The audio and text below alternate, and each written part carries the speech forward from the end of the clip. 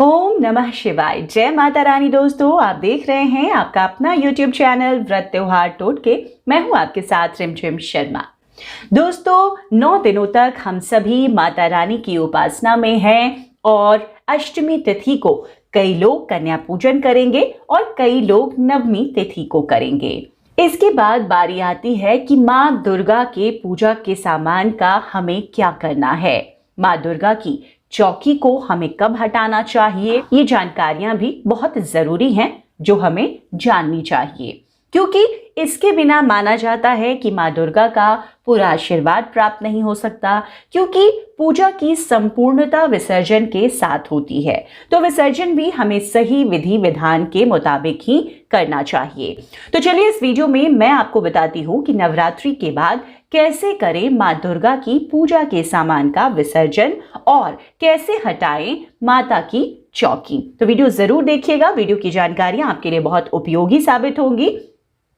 नवरात्रि के 9 दिनों तक माँ के 9 स्वरूपों की पूजा आराधना हम कर रहे हैं। ये समय माँ की भक्ति के लिए बहुत ही विशेष है, क्योंकि माँ अपने भक्तों को इन दिनों विशेष आशीर्वाद प्रदान करती हैं और माँ के भक्त भी पूरे भक्ति भाव से माँ दुर्गा की पूजा आराधना करते हैं। तो अब आपको मैं बता दूं कि माँ दुर्गा की पूजा के सामान का विसर्जन हमें कैसे करना चाहिए, माता की चौकी कैसे हटानी चाहिए। तो अब ध्यान से सुनिएगा ये जानकारियां। अगर आपने अष्टमी के दिन हवन किया है तो आपको नवमी तिथि के दिन भी माँ दुर्गा का विसर्जन नहीं करना है। आपको दशमी तिथि के दिन ही माँ दुर्गा का विसर्जन करना है। विसर्जन का जो समय है वो आप देख सकते हैं स्क्रीन पर। वो शुभ मुहूर्त मैंने आपको दिया है, क्योंकि हम 9 दिनों तक माता को घर पर बिठाते हैं, इसीलिए विसर्जन हमेशा 10वें दिन किया जाता है। दशमी तिथि के दिन माता की चौकी और सभी पूजा का सामान हटाने से पहले उसी तरीके से विधिवत हमें पूजा करनी चाहिए, जैसे विधिवत पूजा हमने पूरे नवरात्रों में माता की है। नवरात्रि का जो कलश है उसे हटाने से पहले उस पर जो नारियल रखा है उसे उतार लीजिए। उसके बाद उस कलश पर चावल की एक कटोरी रखें आप, भरी हुई पूर्ण पात्र जिसे कहते हैं, और उस पर एक दीप प्रज्वलित कर लें। अगर आप दीप नहीं जला पा रहे तो कोई नहीं, अगरबत्ती धूप भी आप जला सकते हैं। कलश पर धूप और दीप जलाने के बाद उसके जल को तुलसी में अर्पित कर देना चाहिए। जो कलश में जल है उस जल की बात कर रही हूं दोस्तों, उसे आप तुलसी के पौधे में अर्पित कर दें। अब बारी आती है ज्वारे की। अगर आपने नवरात्रि पर ज्वारे बोए हैं तो आप उसको, अगर आपने जमीन पर ज्वारे लगाए हैं तो आप उसको पूरा मिट्टी सहित उठाकर किसी थाली में पहले रख लीजिए। अगर आपने डलिया में ज्वार बोई है तो आप उसे वैसा ही रहने दीजिए। इसके बाद 9 दिनों तक आपने जो माता को फूल चढ़ाए हैं उसे इकट्ठा कर लीजिए।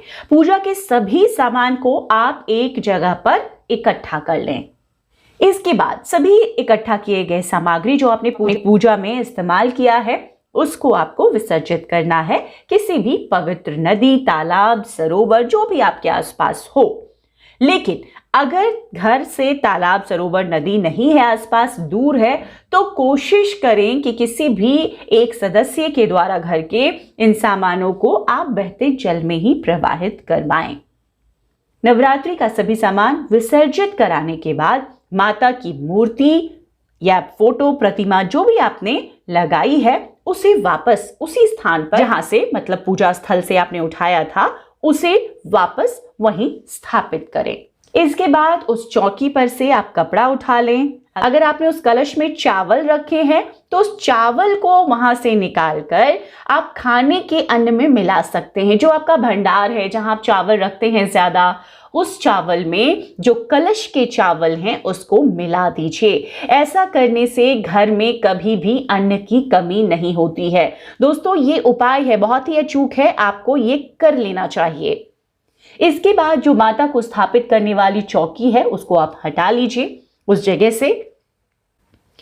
जगह पर 2 दीपक जला लीजिए। 2 अगर आप नहीं जला पा रहे हैं, 2 बातियों का एक दीपक लगा लीजिए और वहां पर प्रज्वलित कर दीजिए, और वहां पर आपको फूल पुष्प भी अर्पित करनी चाहिए। माता की चौकी के स्थान को खाली नहीं छोड़ा जाता है उस दिन, इसीलिए मैं आपको ये बता रही हूं। आपने जहां से चौकी उठाई है उसी जगह पर आपको ये करना है। और अंत में आपने जो हल्दी, सुपारी, पैसे जो भी अर्पित किए थे जो कलश में है, उसे निकालिए और उसे अपनी तिजोरी में रख लीजिए। ऐसा करने से आपके घर में कभी भी पैसों की कमी नहीं होती। माता रानी की कृपा आपके घर, आपके परिवार पर बनी रहती है। तो दोस्तों, ये जानकारियां बहुत महत्वपूर्ण है, बहुत छोटी सी है जानकारी लेकिन बहुत जरूरी। इसी विधि से आपको कलश विसर्जन, माता के लिए जो भी आपने सामग्री चढ़ावे में फूल, पुष्प जो भी चढ़ाए हैं, उन तमाम चीजों को इकट्ठा कर इसी तरीके से विसर्जन करना चाहिए। जो जरूरी चीजें हैं जैसे कि चावल, उठाकर आप कलश वाले चावल को भंडार में रखें, जो कलश में चढ़ाए थे उनको निकालकर तिजोरी में रखें। ये आपके घर परिवार में शुभता ही शुभता लेकर आता है। तो इस तरीके से 9 दिनों तक माता रानी की आराधना के बाद हम कलश का विसर्जन करते हैं और ये पूरा विधिवत करने के बाद माना जाता है कि पूजा का, नवरात्र पूजन का हमें संपूर्ण फल मिलता है।